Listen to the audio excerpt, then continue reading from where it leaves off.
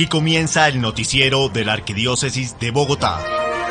Noticias, actualidad, entrevistas, testimonios, invitados especiales y mucho más. Noticiero de la Arquidiócesis de Bogotá.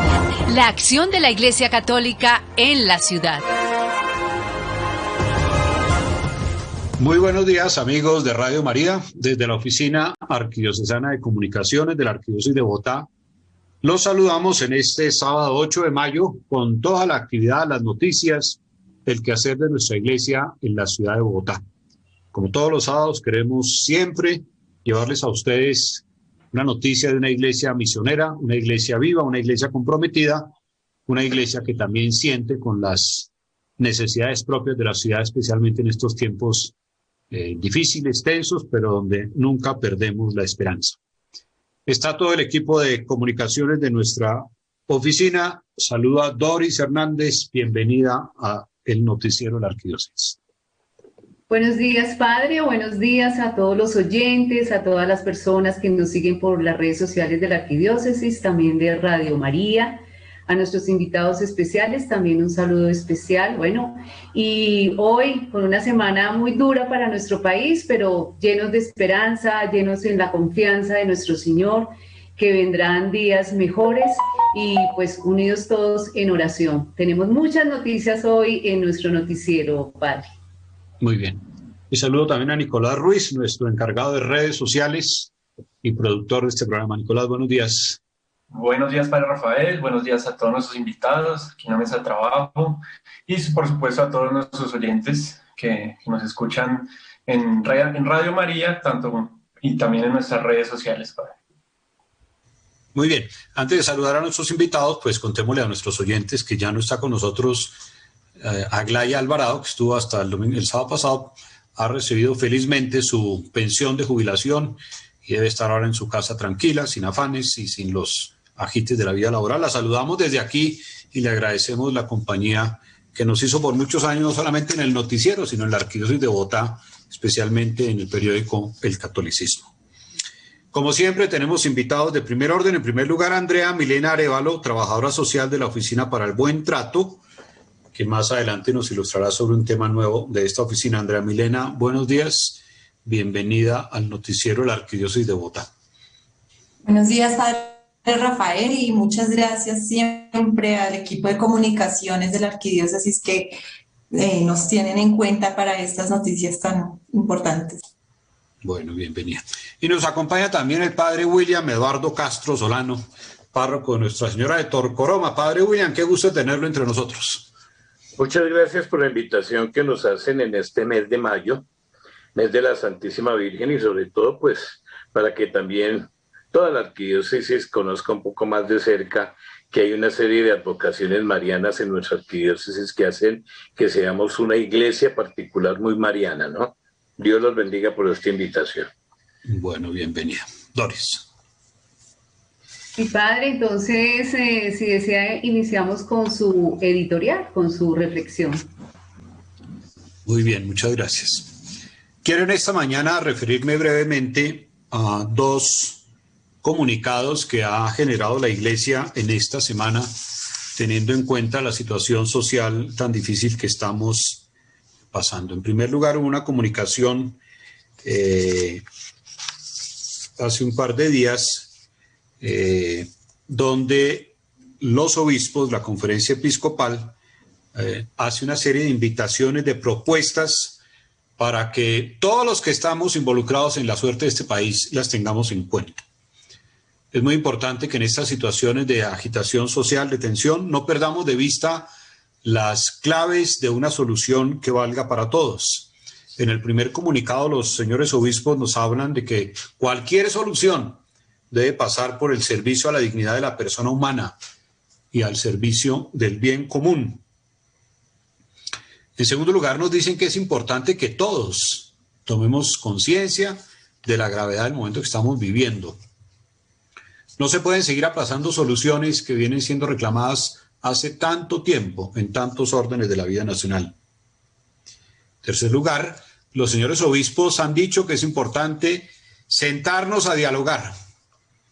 muchos sectores del país sienten que no son escuchados efectivamente, que proponen sus reclamos, sus carencias, sus debilidades y no hay la debida atención.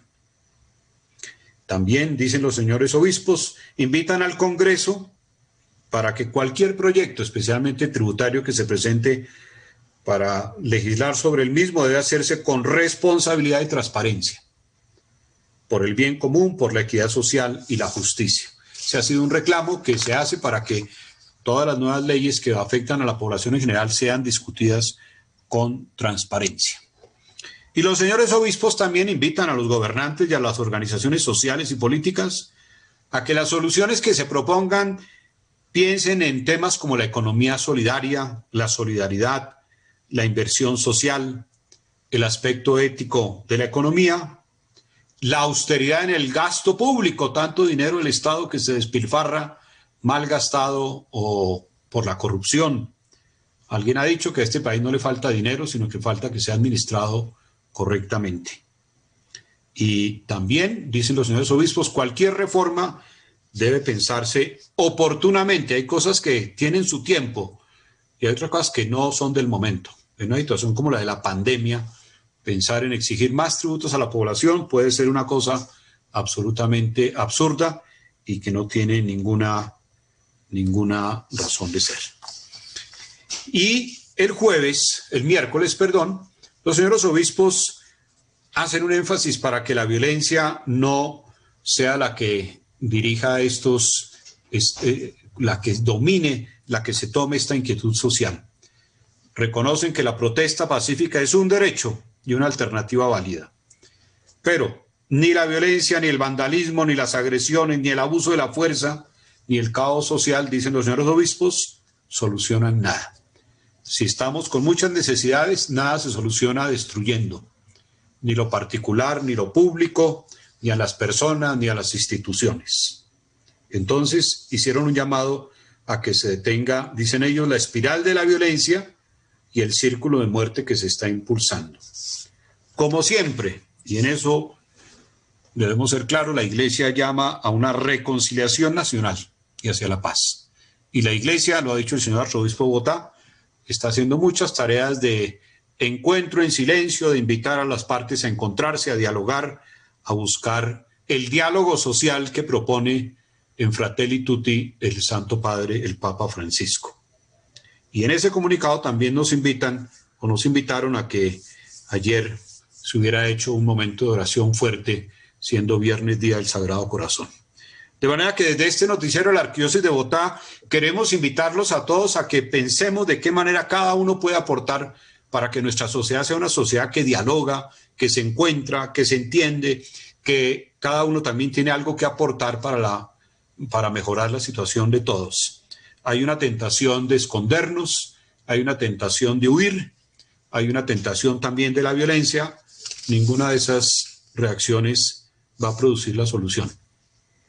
Pero recalquemos que los obispos, la conferencia episcopal presidida por el arzobispo de Villavicencio, Monseñor Óscar Urbina, acompañado por el arzobispo de Medellín, Ricardo Tobón, y por el obispo de Santa Rosa, Elkin Fernando Álvarez, secretario de la conferencia episcopal, en nombre de todos los obispos nos invitan a asumir una actitud constructiva, de encuentro, de diálogo, de reconciliación y un no absoluto a la violencia, porque, como siempre, la violencia lo destruye todo y afecta sobre todo a los más pobres.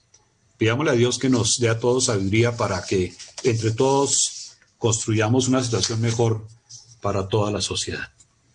Doris. Así es, Padre, gracias por sus palabras y como usted lo ha dicho, la violencia no deja sino dolor, odio, pérdidas en todo sentido. Entonces el llamado es a eso, al apostolado de la oreja, a escucharnos, que nos hace mucho bien. Bueno, y cambiando ya un poco de tema y con nuestro primer invitado, el padre William Castro, este mes de mayo, el Papa Francisco inició el Maratón del Santo Rosario a través de los santuarios marianos que hay alrededor del mundo. A esta iniciativa pues se unió la Arquidiócesis de Bogotá también, con todas las parroquias que tienen las diferentes advocaciones de Nuestra Virgen María. Una de ellas es Torcoroma y precisamente hoy sábado le corresponde el Santo Rosario a las 5:30 de la tarde, que lo estamos transmitiendo por el canal de YouTube de la Arquidiócesis. Padre, bienvenido. Bueno, ¿cómo hemos recibido esta invitación también de la Arquidiócesis a unirnos con el Santo Rosario? Indiscutiblemente que nosotros, al apreciar precisamente el conglomerado de parroquias marianas que tiene la Arquidiócesis, hace esto posible que nuestra iglesia particular se sume de manera bien directa a estas intenciones que el Papa hace para que el mes de mayo se convierta en un mes de oración precisamente por estas necesidades que vive la humanidad. En primer orden, la pandemia, que es la motivación, creo yo, más importante que el Papa mostró en su momento en este mes de mayo, y que ahora nosotros, en medio de todas estas circunstancias que vive el país, nos unimos también para que la oración que hagamos desde cada uno de las parroquias marianas esté dirigida a invitar a la oración y sobre todo también a invitar a la familia a que se sienta ella responsable en su iglesia doméstica, como es. Y como siempre, durante este tiempo de la pandemia le hemos querido ayudar a la familia a entenderse como iglesia doméstica, que vivan en su capilla, en su oratorio, que es la sala de su casa, un momento de oración alrededor del rosario. Esto lo estamos haciendo y es un ejercicio que todos los días lo hacemos desde las parroquias.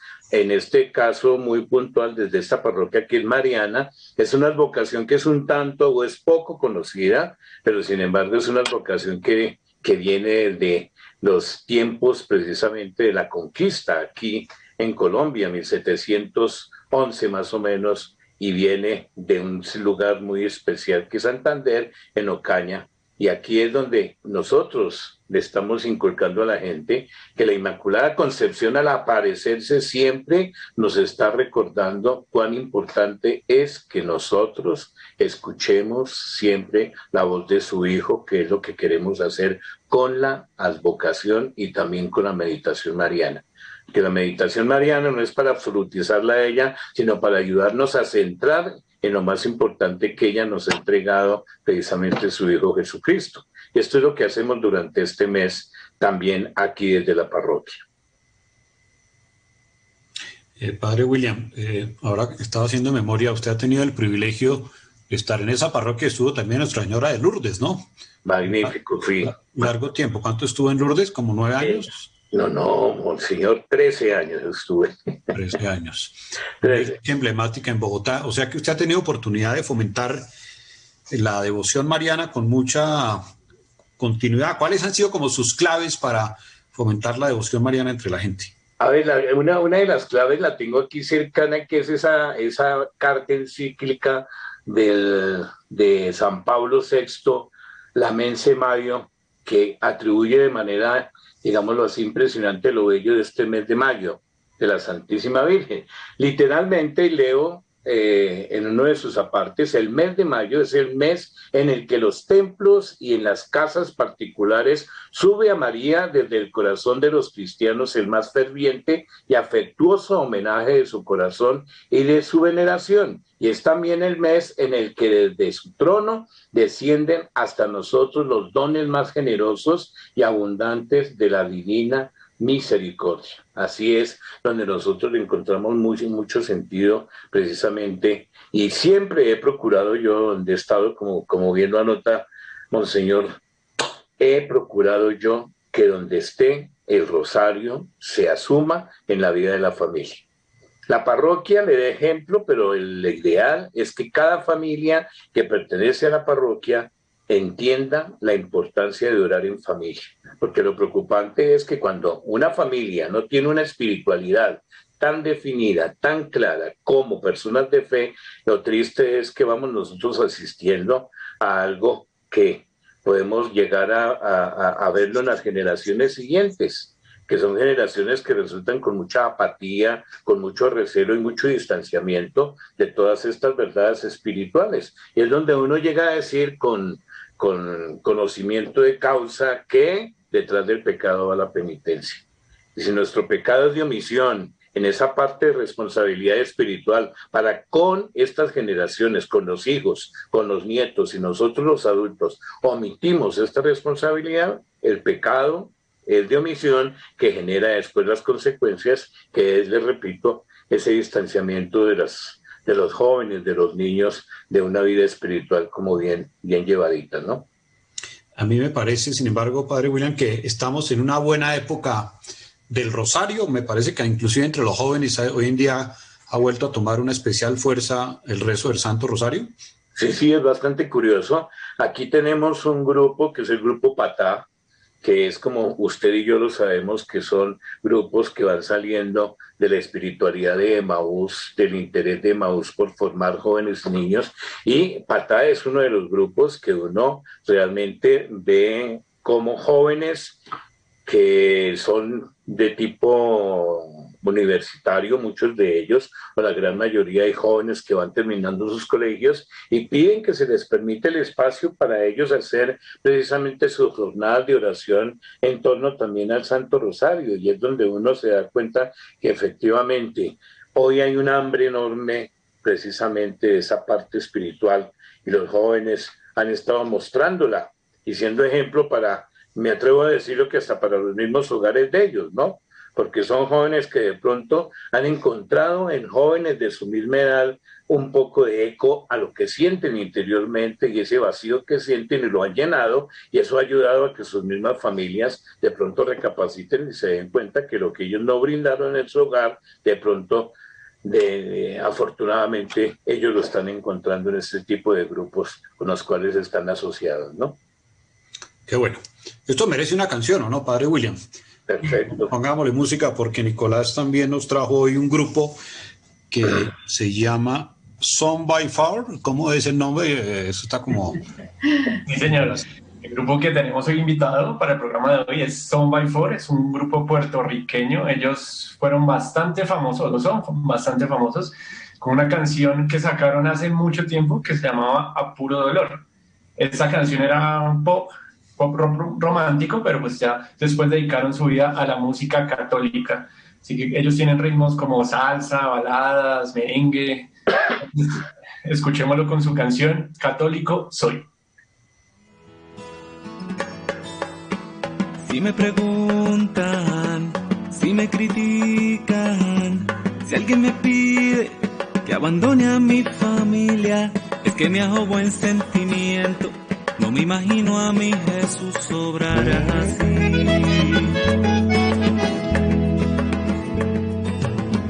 Entre alegrías y muchas penas hay una sangre que corre fuerte por mis venas, y enamorado en pan y vino, y él he jurado mi destino, porque yo católico soy de sacramentos, de vela en mano y procesión, del evangelio, la iglesia viva y tradición. Católico soy de los que viven una eterna Eucaristía, de los que viven bajo el amparo de María. Grito con orgullo que yo soy tu hermano en las buenas y en las malas. Católico soy.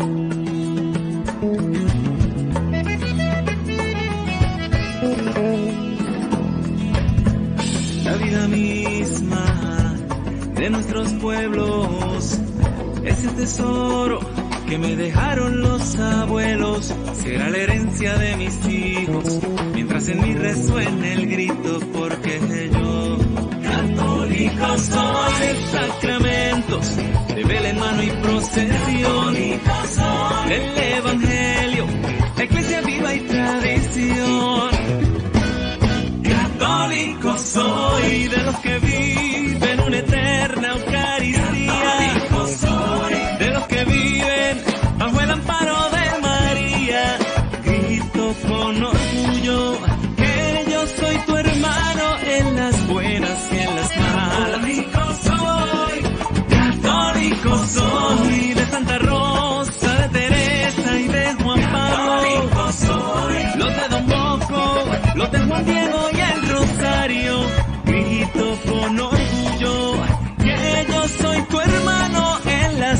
buenas y en las malas.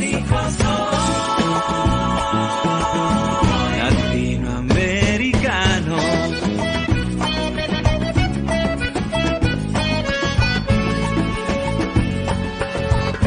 Latinoamericano.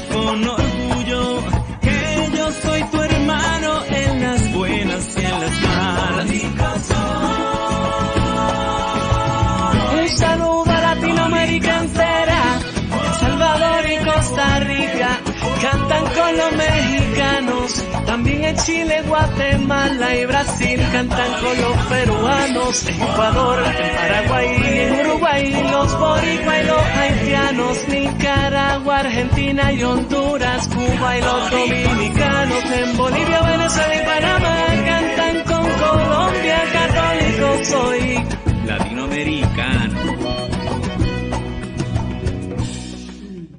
Muy bien, qué bueno. Como siempre decimos aquí, estos grupos que le han puesto un poco de espíritu, un poco más moderno a nuestra música católica, la han sacado a veces de cierta espíritu un poco nostálgico, que es con alegría.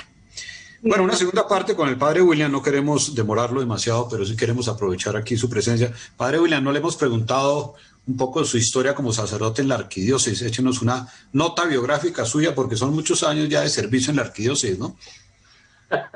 Sí, este año cumplimos los 37 años de vida sacerdotal y ha sido algo bien especial, ha sido un regalo de Dios y al fin y al cabo, cuando comenzó este proceso, estaba yo estudiando administración bancaria y me entró un poquito como la duda de lo que estaba haciendo en relación con lo que Dios quería.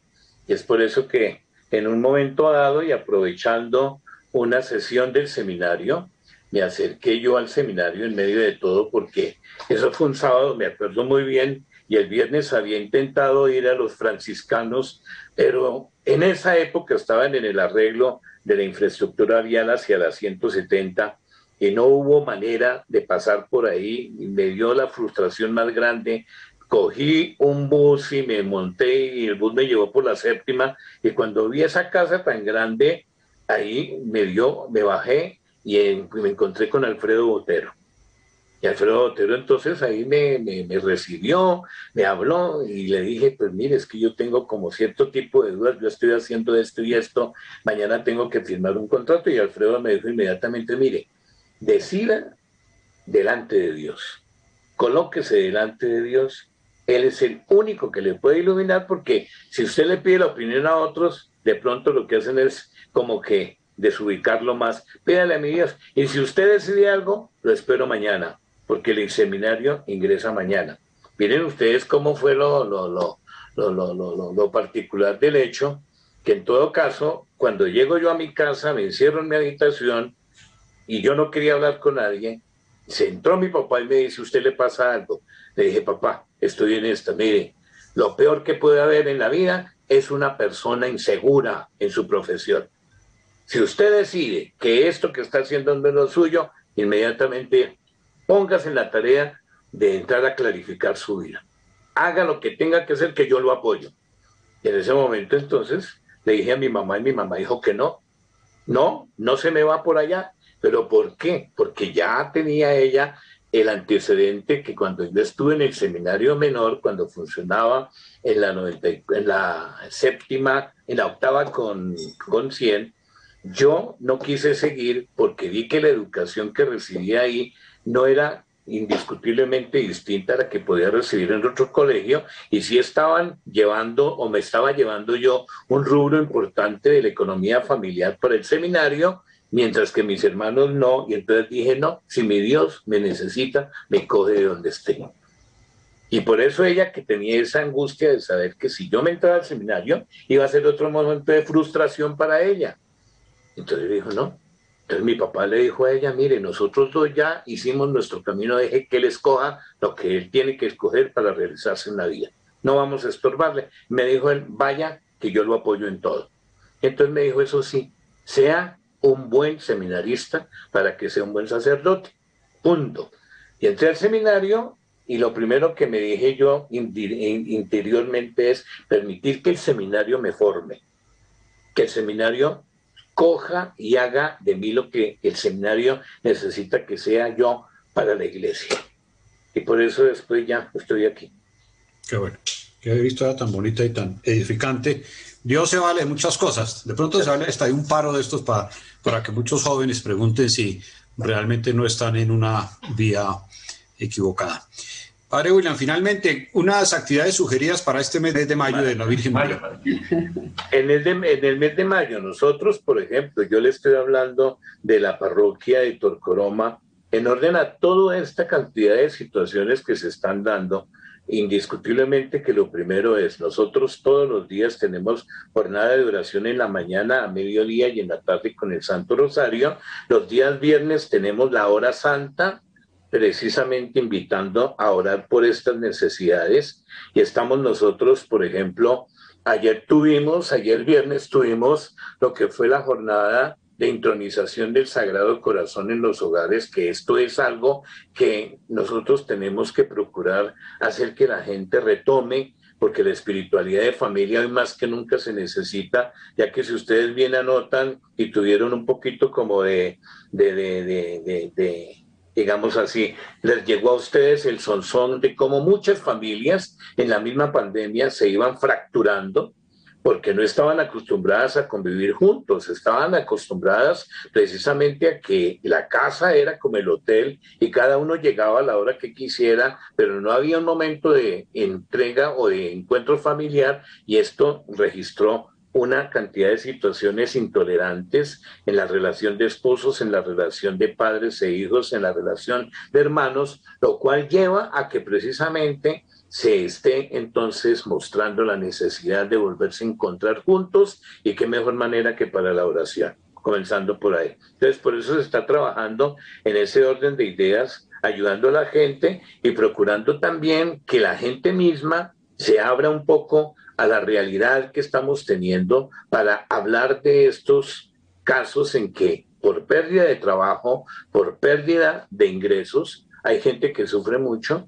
y estamos manejando mucho la parte de la familia vergonzante, ¿no? Que hablamos en ese término, pero que creo que hoy es de manera distinta, que es la pobreza oculta, ¿sí? Y ahí es donde estamos nosotros tratando de hacer posible que en medio de todo este caos la gente entienda que hay que seguir con esperanza adelante, a pesar de haber perdido el empleo. Aquí estamos nosotros, la comunidad está, y por eso esto nos ha resultado muy positivo en este espíritu también del mes de mayo.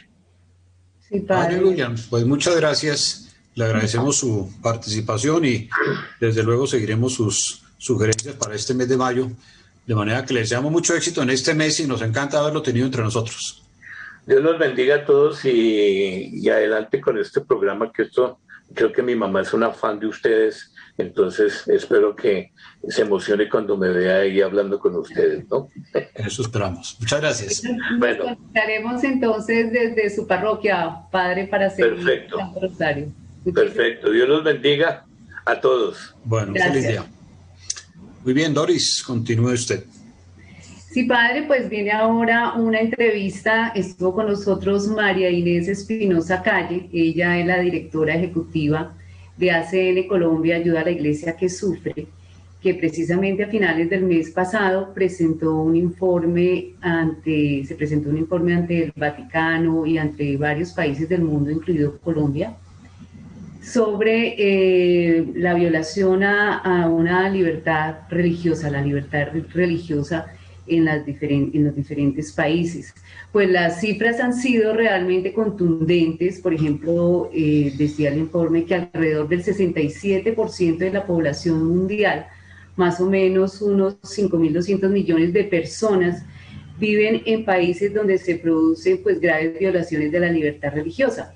Obviamente estamos hablando de los países que tienen mayor población, como es China, India, Pakistán. Y bueno, también nos relató este informe que poco a poco también se está violando la libertad religiosa en países como Colombia, por ejemplo, cuando se atenta contra las parroquias, contra muchas formas de violencia, y uno lo pasa de pronto desapercibido. Entonces ellos decían, es una alerta porque por ahí puede entrar pues estas violaciones, esta agresión frente a la religión, especialmente la católica. Entonces los invitamos a ver y a escuchar a María Inés Espinosa, de Ayuda a la Iglesia que Sufre, esta fundación pontificia. Bueno, se acaba de presentar el informe sobre libertad religiosa a nivel del mundo y todo parece indicar que siguen las amenazas frente a este derecho fundamental, ¿verdad? Así es, Doris. Respondiendo a tu pregunta, realmente estamos conmocionados con esta información, con este informe que hemos presentado oficialmente en Roma y en varias ciudades principales, incluyendo Bogotá, el 20 de abril de 2021. Entre 2018 y 2020 no se respetó el derecho fundamental a la libertad religiosa en 62 de los 196 países del mundo. Eso es el 31,6% de los países. Esto quiere decir que 26 de los países del mundo, de los que hemos nombrado, sufren persecución, y en el 95% de ellos la situación se ha agravado aún más durante el periodo examinado. Hay 9 países que aparecen en esta categoría por primera vez, que es lo que nos preocupa de África. Estamos hablando de Burkina Faso, Camerún, Chad, Comoras, República Democrática del Congo, Malí y Mozambique. Y hay 2 países en Asia, Malasia y Sri Lanka, que pues aunque ya habíamos constatado algunas persecuciones anteriores, pues la situación en este momento es mucho peor. De hecho, las estadísticas de lo que nos arrojan las conclusiones del informe dice que la radicalización del continente africano, especialmente en el África subsahariana y oriental, se ha producido realmente un aumento de la presencia de grupos yihadistas que están violentando la realidad con guerras como internas y civiles entre las personas, las violaciones de la libertad religiosa, incluida la persecución extrema como los asesinatos en masa, cosas que realmente antes no se daban en estos lugares, se producen actualmente en el 42% de todos los países africanos. Esto es una cifra importante, entendiendo que África es muy grande. ¿Es cierto que el uso de la tecnología digital también está siendo un medio para atacar esta libertad religiosa? Efectivamente, una de las conclusiones y advertencias de nuestro informe nos habla del abuso de la tecnología digital, de las redes cibernéticas y la vigilancia masiva que está basada en inteligencia artificial y la tecnología de reconocimiento facial para aumentar el control y la discriminación en algunas de las naciones con el peor historial de la libertad religiosa. Todo esto para controlar y discriminar, ¿no? Esto es evidente en China, donde el Partido Comunista Chino ha estado oprimiendo grupos religiosos con la ayuda de 626 millones de cámaras de vigilancia de inteligencia artificial, escáneres de teléfonos inteligentes, bueno, en fin, y los grupos yihadistas también están utilizando la tecnología digital para la radicalización y el reclutamiento de seguidores, así que es un tema muy preocupante en el mundo entero también. ¿Qué podemos decir ya en el contexto de nuestro país, en Bogotá, cuando hay marchas, cuando hay protestas, cuando hay robos, todo esto frente a la Iglesia Católica? Bueno, yo pienso que esto aplicándolo a nuestro país y algunas circunstancias que hemos vivido, realmente es una alerta que tenemos que estar muy atentos. Es decir, como lo explicábamos nosotros, cuando tú tienes un techo y te empiezan a quitar una teja y entonces luego la segunda, y si nosotros vamos permitiendo que se nos vayan quitando estas libertades religiosas, o siquiera sean de alguna manera amenazadas, nosotros debemos estar súper atentos a contrarrestar esto, porque estamos viendo que grupos radicales de comunismo y otras ideologías en Latinoamérica están logrando limitar de alguna manera que nosotros nos pronunciemos como practicantes, es decir, no solamente como católicos, sino como cualquier otra religión, como si la religión fuera de segunda categoría y nosotros no tuviéramos el derecho de manifestarnos como creyentes de la religión que practiquemos. Así los católicos estamos viendo cómo las iglesias son amenazadas cada vez que se hace una marcha. Entonces tenemos que estar muy atentos para sacar esto en los medios de comunicación y denunciarlo ante las autoridades para pedir una defensa como ciudadanos para que esto no suceda. Es verdad que cada vez toman un poquito más de delantera y nosotros no podemos dejar que esto avance y nosotros no hagamos nada al respecto como practicantes de nuestra fe, en este caso como católicos. Y por ejemplo, en esta época de pandemia, algunos gobiernos han optado por cerrar o evitar presencialidad en los cultos religiosos, pero sí han permitido que se abran otras actividades seculares. ¿Qué decir sobre esto? Precisamente sobre este punto pienso que nosotros tenemos que estar muy atentos a lo que suceda con las políticas de gobierno con respecto a la pandemia y con otras posibles situaciones que se presenten a futuro. Es decir, no es posible que, como lo hemos visto en algunas partes del informe, que también de alguna manera sucede en Colombia, los bares estén abiertos y aparentemente cuando uno pasa por estos lugares se da cuenta que están llenos de gente, que hay filas de personas una detrás de la otra, que una vez entran a los establecimientos no tienen que usar ni siquiera tapabocas, pero en cambio sí las restricciones para asistir a las iglesias, a los templos y a los centros de culto se nos vuelven una limitación. Entonces, lugares que tienen una capacidad de ocupación de 500 o 1000 personas solo pueden dejar entrar 100 o 50 personas. Es decir, creo que nosotros también de alguna manera, dependiendo del gobierno de turno, podemos tener algún tipo de represión que nosotros no podemos callar, debemos denunciarla. Muchísimas gracias por esta información, por estas explicaciones, por este informe de la ayuda de la Iglesia que sufre. Y no olvide que el próximo invitado puede ser usted. Visítenos en elcatolicismo.com.co. Bueno, muy interesante, está muy preocupante. En estos días leía que en Chile, donde ha habido una especial violencia con los templos, ya han incendiado en los últimos meses 58 iglesias han sido quemadas. Es una situación que ese mal ejemplo también a veces cunde, ¿no? Sí, señor. Bueno, el martes pasado estuvo reunido el clero de Bogotá con el señor arzobispo, una reunión también en pantalla, y el tema central es el que viene haciendo, o fue el que viene haciendo la Oficina de Buen Trato de la Curia de Bogotá. Está con nosotros Andrea Milena, trabajadora social de esa oficina.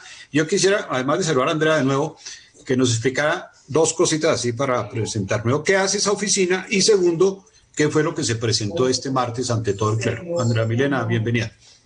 Gracias, padre Rafael. Bueno, nosotros en la Oficina para el Buen Trato desde el año 2018 hemos venido trabajando en dos líneas claras de trabajo. La primera pues tiene que ver con toda la parte de prevención de la violencia sexual en ambientes eclesiales y la segunda tiene que ver con la atención de víctimas o de personas que quieren reportar que han sufrido algún tipo de agresión sexual en ambientes eclesiales. Nosotros hemos venido haciendo orientaciones para que las personas puedan poner en conocimiento su situación ante las autoridades civiles y también pues para que puedan recibir un acompañamiento de orden psicosocial. En este momento pues lo que estamos dándole fuerza y lo que hicimos el martes fue presentar el documento sobre lineamientos para la prevención de la violencia sexual, que pues es otra expresión más de la Arquidiócesis de Bogotá en su compromiso para hacer efectivo pues, ese llamado que ha hecho el Papa Francisco desde el año 2015, en donde pues, nos recuerda que cada papá, cada padre de familia que encomienda a la iglesia a sus hijos para iniciar su vida cristiana, pues debe tener la plena seguridad de que el ambiente eclesial en que se encuentre es un hogar seguro. Eso es lo que nosotros hemos buscado con esta publicación y pues este martes presentamos el documento de manera oficial al clero de Bogotá para que ellos empiecen también a tener este documento como una herramienta de trabajo en la que puedan empezar a promover todo el trabajo de cultura de buen trato en sus parroquias. Tengo entendido que también han formado ya muchos agentes en este tema, ¿no? Mucha gente ha sido formada por el trabajo de esta oficina.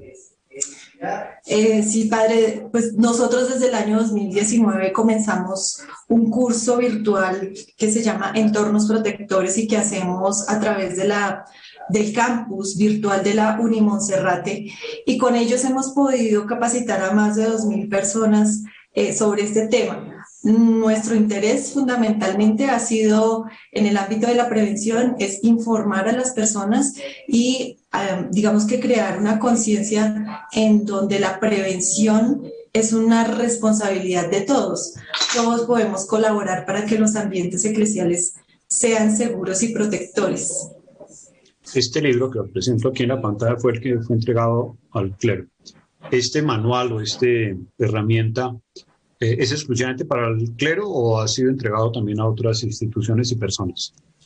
Bueno, inicialmente lo hemos compartido al clero de Bogotá, que pues es, digamos, nuestro primer interés en que sea para ayudarlo a promover, pero también lo vamos a compartir a todas las asociaciones y movimientos laicales que trabajan en Bogotá, a todas las organizaciones, a todas las comunidades de vida consagrada que están en la Arquidiócesis de Bogotá y pues a todas las diócesis que puedan estar, digamos, interesadas en conocerlo, pues también lo compartiremos para que ellos también puedan aprender algo desde esta experiencia y que también nos puedan aportar lo que ellos también hayan podido hacer en sus diócesis. ¿Cuál ha sido como el nivel de acogida? ¿Qué percepción tienen ustedes de la acogida de este trabajo, tanto en Bogotá como fuera de Bogotá? Porque según comentábamos en Galí en esa reunión, se ha prestado como un servicio también a otras diócesis.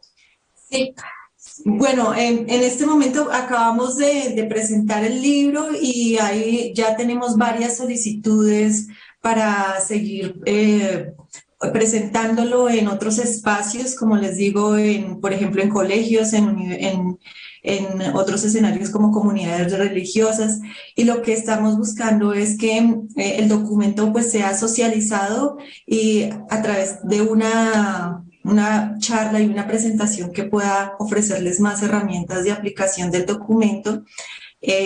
No estamos vendiendo el libro porque siempre esa ha sido la pregunta de esta semana, ¿a dónde pueden comprar el libro? Y pues no lo estamos vendiendo porque pues esto es resultado también de apoyo internacional.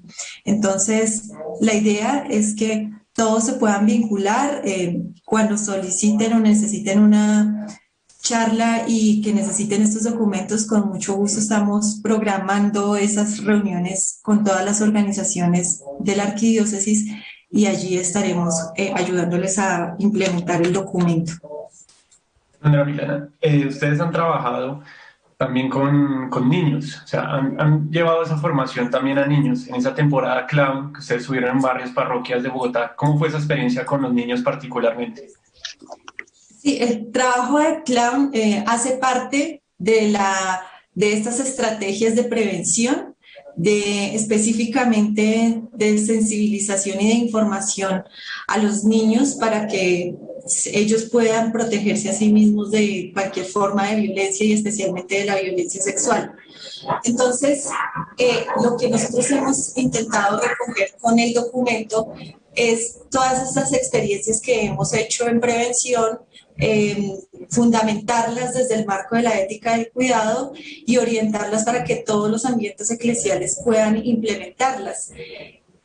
y pues dentro de este trabajo de prevención pues, y de fundamentación, pues hemos incluido también la temporada Clown que ejecutamos el año pasado como una experiencia más que puede tenerse en cuenta a la hora de prevenir, porque siempre hemos insistido en que la prevención no debe partir del miedo, sino más bien de una actitud de cuidado. Andrea Milena, casi que la meta podría decirse que pues sería que ningún ambiente, ni siquiera en un hogar, en un colegio, en una parroquia, pues se llegara a presentar alguna, pues algún acto de estos frente a los niños. O sea, como que esto que estamos encontrando en este libro, toda esta prevención, este trabajo, este conocimiento, también nos involucra a los laicos, a los padres de familia, a entender, a conocer y a saber que pues hay estas normas, hay unos límites que no se deben pasar y que bueno, que la idea es llegar a que en ningún ambiente haya un riesgo para un menor.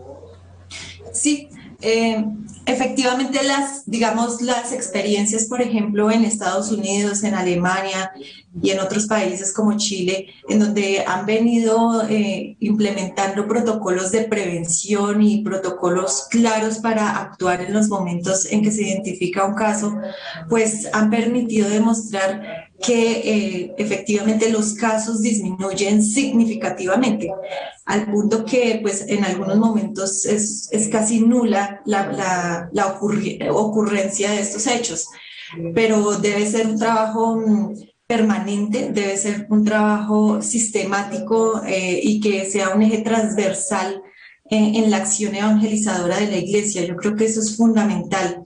No es una acción apartada, sino que es una acción que también ayuda y colabora a que la Iglesia, pues, en parte recupere también pues, toda esa crisis de autoridad que puede generar este tema tan crítico, ¿no?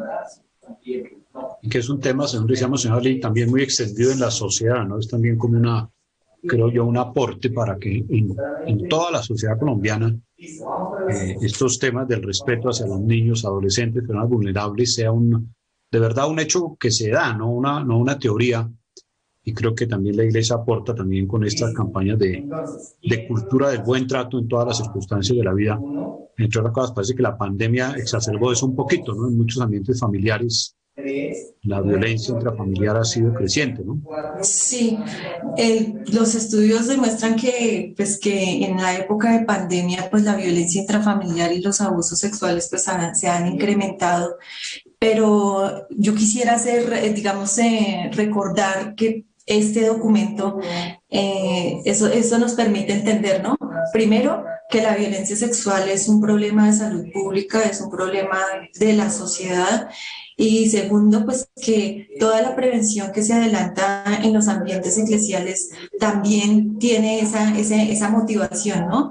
De prevenir en los ambientes eclesiales, de crear cultura de buen trato en los ambientes eclesiales, pero también de entender que esta situación puede, esta cultura del buen trato también puede ir permeando otros ambientes en los que se encuentran los niños, como su familia, sus escuelas, y que todo eso también ayude y sea un aporte a la sociedad para transformar ciertos imaginarios y ciertos comportamientos en la cultura que siguen validando la violencia como una forma de relacionarnos.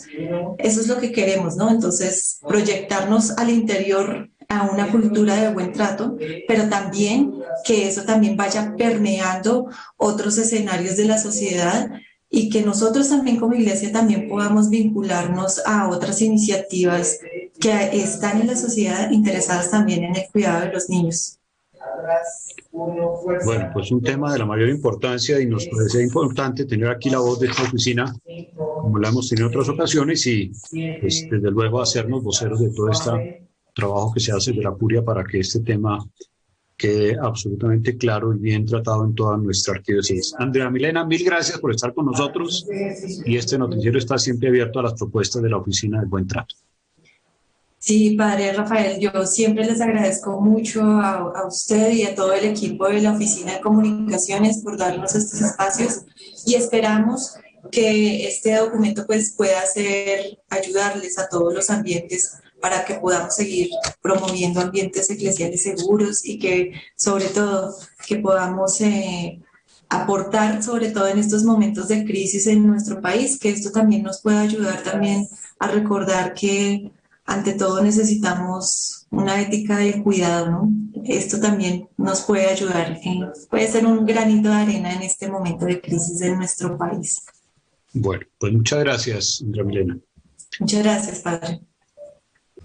Sí, importante tema con Andrea Milena y la Oficina del Buen Trato de la Arquidiócesis de Bogotá. Nicolás, hablemos ahora de los jóvenes, cómo han estado activos durante estos días. ¿Qué nos cuenta referente a esto? Sí, Doris, bueno, pues desde la Coordinación de Juvenil de la Arquidiócesis de Bogotá, exactamente desde Puente J, ellos nos enviaron esta semana un informe sobre como la situación actual del país y cómo está esta coordinación y tienen como varios medios para alzar la voz con todo lo que está pasando. En esta ocasión nos acompaña Juliet Martínez, ella hace parte del equipo arquidiocesano Puente J y participa también en la mesa de juventud y todo el trabajo interreligioso distrital de jóvenes de fe. Así que esta nota está enfocada sobre la presencia de estos jóvenes de fe en medio de esta situación actual. Así que veamos qué nos prepararon los muchachos de Puente J para esta semana.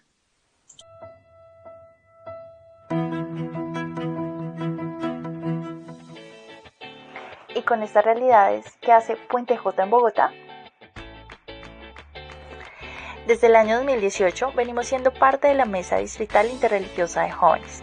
Este es un espacio que nos permite a nosotros como juventud interlocutar con otros jóvenes de diferentes confesiones religiosas y de esta manera mirar las diferentes problemáticas que existen en los territorios de nuestras localidades de Bogotá y así, desde nuestra mirada de fe, aportar a la transformación de esas realidades con programas, proyectos y acciones concretas en los diferentes espacios que nosotros nos estamos articulando desde dos políticas públicas: la política de libertad de religión, culto y conciencia y la política de juventud.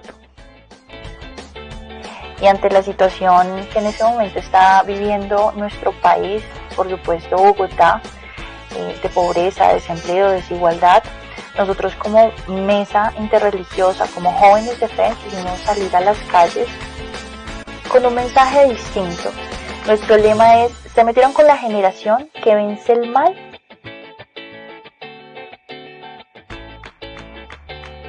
Haciendo el bien. Porque Jesús nos enseñó que tenemos que defender al más pequeño, que no debemos dejar crecer las injusticias, que debemos hablar nuestra voz como cristianos, como bautizados, no puede estar callada. No podemos quedarnos callados ante el sufrimiento de nuestro hermano. No podemos quedarnos quietos en nuestros hogares cuando sabemos que hay alguien que está pasando hambre, que está pasando necesidades. Pero también debemos hacerlo desde la esperanza, desde la luz y desde el amor. Como cristianos no podemos estar propagando el miedo. Por eso, a través de estos espacios y esta manifestación, nosotros queríamos llevar un mensaje de esperanza en las calles que transcurrimos. Hubo disturbios, sí, pero llevamos también pues el mensaje de Dios a estos espacios donde hay tanta violencia. Y pues esa es la invitación a que nosotros como Puente J, también como jóvenes católicos, nos apropiemos de ser luz, de ser la voz también de Dios, una voz de amor, una voz de esperanza.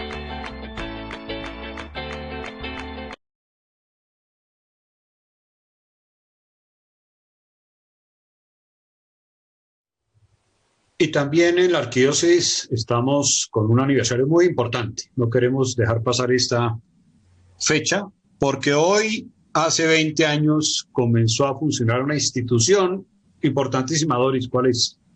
Sí, padre, pues hoy está de aniversario el Banco de Alimentos de la Arquidiócesis de Bogotá. Son 20 años ayudando a que la gente no pase hambre, ayudando a que no se desperdicien los alimentos.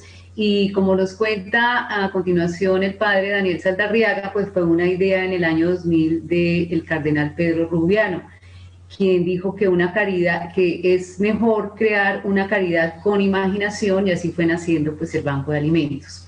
Nos decía el padre Daniel que en esta época de pandemia pues las ayudas se han multiplicado muchísimo. Antes entregaban 14.000 toneladas al año, se recolectaban y se entregaban de alimentos, ahora se están entregando alrededor de 30.000. Se llegaba antes como a 300.000 familias y ahora, desde la pandemia del año pasado, se está ayudando a más de 1,5 millones de familias. Entonces realmente es una obra que vale la pena apoyar, que vale la pena replicar y que vale la pena pues exaltar hoy en estos 20 años. Escuchemos entonces el mensaje de su director, el padre Daniel Saldarriaga. En las noticias de la arquidiócesis en este momento y poder contar que llegamos a los 20 años. Esta iniciativa del Banco de Alimentos de Bogotá nació en la Navidad del 2000. El cardenal Pedro Rubiano quiso hacer eco a aquellas palabras de San Juan Pablo II. Es necesario una caridad con imaginación. Y juntamos a empresarios, a gente de buena voluntad, a los estudiantes de las universidades y a las organizaciones donde facilitan la posibilidad de dar alimentos, no manteniendo en la mendicidad, luchando de verdad por mejorar condiciones de vida y haciendo posible el cambio de esos hábitos de alimentación. Hoy, con comerciantes de Corabastos, con muchas empresas grandes de nuestra ciudad, con mucha gente de buena voluntad, hemos experimentado que la generosidad es la mejor vacuna en la lucha contra el hambre. Nosotros tenemos hambre muy cerca en nuestra ciudad, pero no es porque falte comida. Estamos interesados en seguir siendo un aliado en esta lucha. Y el año pasado pasamos de tener 14.000 toneladas que entregábamos al año a cerca de 30.000 y de ayudar a cerca de 300.000 personas a 1,5 millones de personas. Queremos seguir ayudando. Es fácil que nos encuentren en Google, Banco de Alimentos Bogotá, o en www.bancodealimentos.org.co.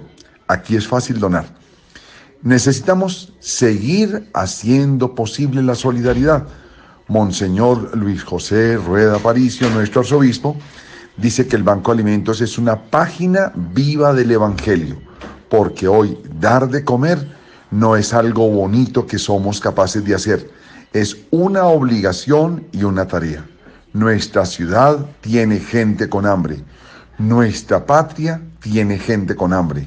En el año que pasó y en esto que vamos corriendo del año, hemos llegado al Chocó, a toda esa costa del Pacífico, hasta Tumaco.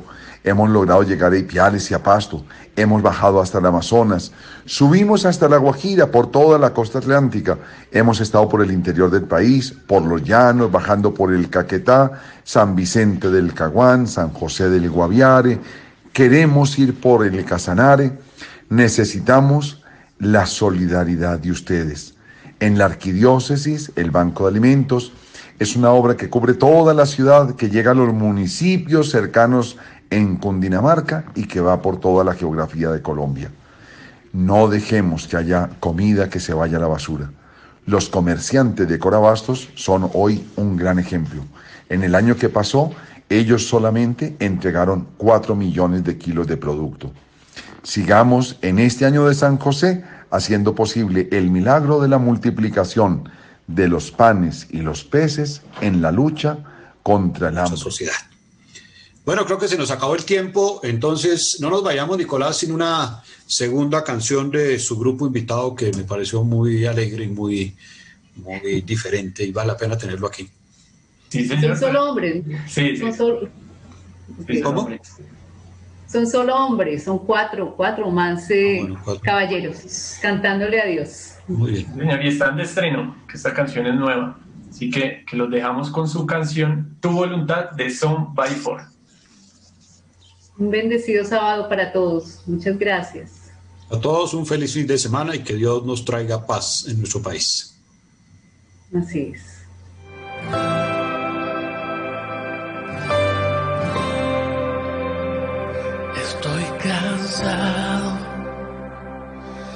de una y otra vez intentar hacer las cosas bien.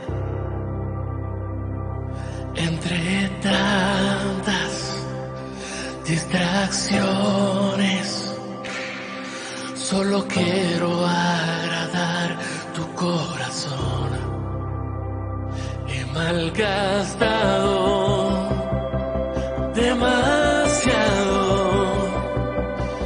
tiempo en cosas que no son de tu agrado, y tantas veces me has perdonado,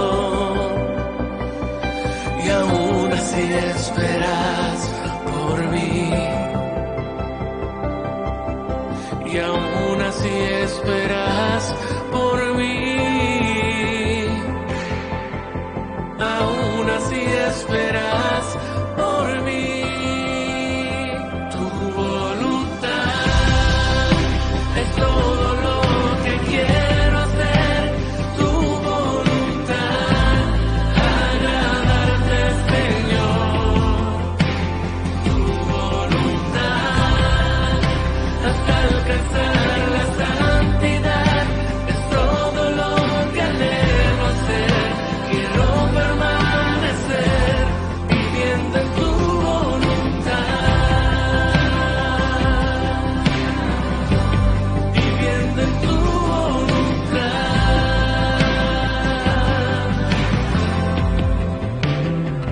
A veces no hago el bien que quiero, y vigilante esperas mi regreso. Nunca te cansas de perdonarme, 70 veces 7 hasta alcanzarme, y aún así esperas por mí, aún así esperas por mí.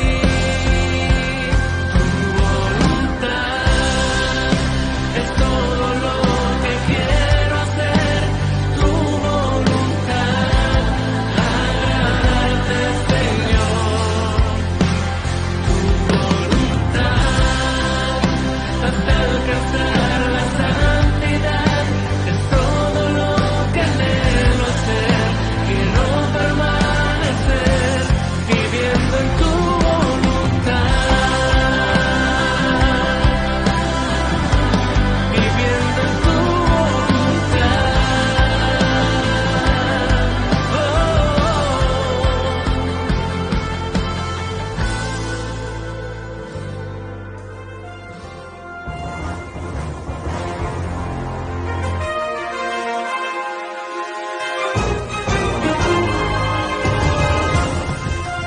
Noticiero de la Arquidiócesis de Bogotá.